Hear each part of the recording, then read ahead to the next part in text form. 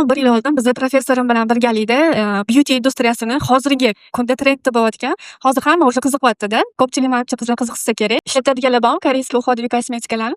Biza shuni 10 yil oldin professorim bilan birgalikda trendda bo'lishni kutirayotgan bu industriyani o'rganib, ilmiy ish yozib chiqqanman. Deyarli 100 betlik. Ha, aynan shunday. 11 yil oldin aksar o'zbek ayollari hatto K-beauty atamasi nima ekanini bilmagan paytda bu sohani kelajagi bor ekanini bilgan Farah ilmiy ish mavzusini aynan shu mavzuda tanlaydi. U vaqtda men O'zbekistonda do'kon ochib koreys kosmetikasidan mo'magina pul qilsa bo'ladi deb emas, bizni ayollar ham mana shunday premium lux sifatli kosmetikalar nima ekanini bilsin deb bu mavzuga qo'l urganman. Biz bilgan koreys kosmetikalar aslida boshqa, haqiqiy koreys xonimlari tanlaydiganlar esa aslida boshqa ekan qizlar deya butun O'zbekistonga jar solish uchun bu sohani tanlaganman.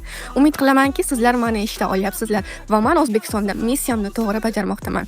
Barchangizni haqiqiy K-beauty asl mahsulot qanaqa bo'lish ekanini bilmoqchi bo'lsanglar, do'konimda kutib qolaman.